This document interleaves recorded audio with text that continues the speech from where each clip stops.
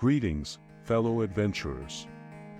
Today, we transport ourselves to the early 1900s in the quiet town of LaPorte, Indiana, where the story of Belle Gunness began to unfold.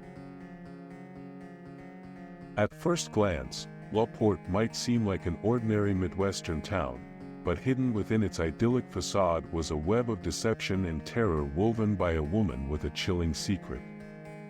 Belle Gunness, born in Brynhild Paulsdatter Storseth on November 11, 1859 in Selbu, Norway, was a Norwegian-American serial killer who operated between 1884 and 1908 in Illinois and Indiana. Dubbed Hell's Belle, she is thought to have killed at least 14 people, mostly men who were enticed to her rural Indiana property through personal advertisements. Some sources even speculate her involvement in as many as 40 murders, making her one of the most prolific female serial killers in history. However, the exact number of her victims remains uncertain, and her true fate is a mystery that still lingers. Belle Gunness' early life was marked by ambition and a desire for a better future. At the age of 14, she began working on neighboring farms in Norway, saving every penny to fund her journey to New York City.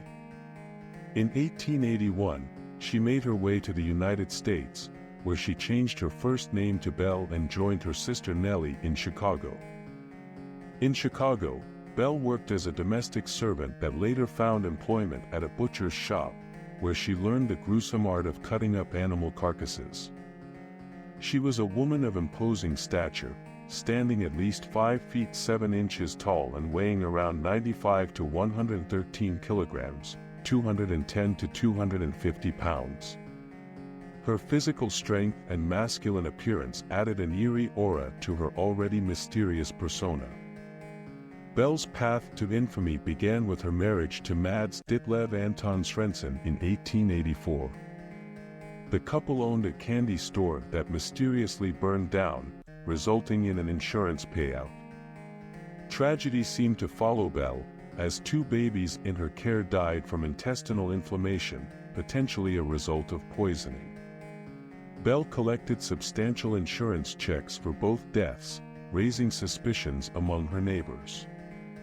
The suspicious deaths continued and Mads Svensson himself died in 1900. On the same day that one of his life insurance policies expired and another came into effect, Mads passed away from a cerebral hemorrhage. Belle collected a total of $5,000 in insurance money, which she used to relocate to LaPorte, Indiana, where she purchased a pig farm. In 1902, Belle married Peter Gunness, but their marriage was short-lived. Just 8 months later, Peter died from a skull injury.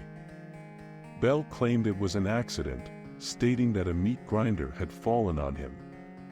Despite suspicions and a coroner's jury investigating the incident, no charges were filed, and Belle collected $3,000 in insurance money for Peter's death. But it was Belle's insatiable appetite for wealth and power that led her to entice unsuspecting suitors through personal ads.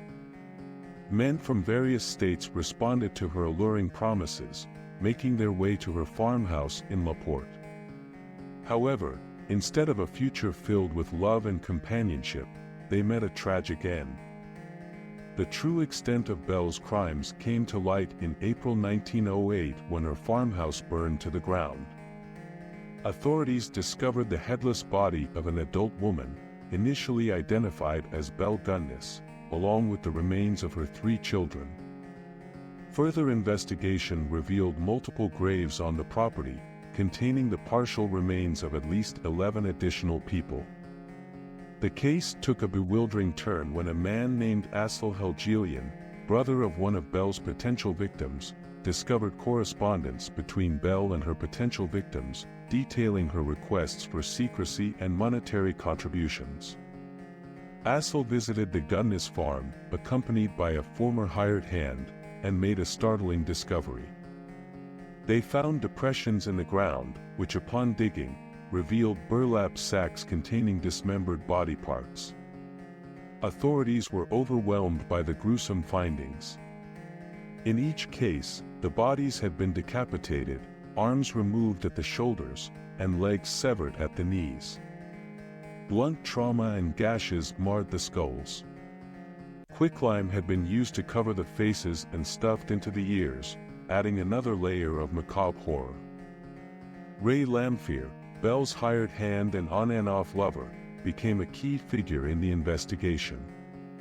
In November 1908, Lamphere was convicted of arson in connection with the fire that destroyed the Gunness farmhouse. During his trial, Lamphere confessed that Belle had placed advertisements seeking companionship, only to murder and rob the men who responded and visited her farm. He claimed that Belle asked him to burn down the farmhouse with her children inside, while she herself escaped. Despite Lamphere's claims and the initial identification of Belle's body, doubts remained about her fate. The headless corpse found in the fire was smaller and lighter than Belle, and the absence of her head raised further questions. Sightings of Belle in the Chicago area persisted, suggesting that she may have managed to escape justice.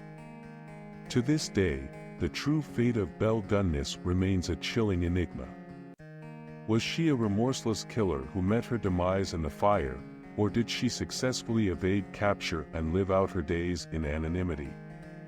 The unanswered questions surrounding her crimes continue to captivate and horrify those who delve into her dark legacy.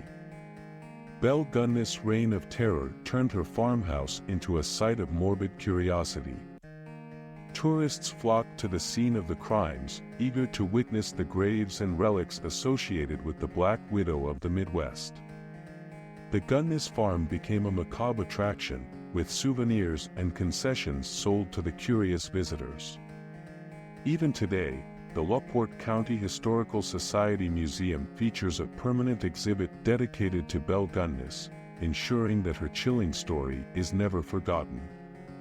As we conclude this chilling chapter in history, we must remember that the tale of Belle Gunness serves as a haunting reminder of the depths of human darkness.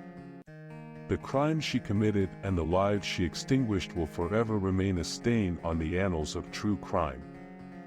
Join me next time as we delve into more intriguing stories that blur the lines between fact and fiction. Until then, stay curious and always be prepared for the unexpected.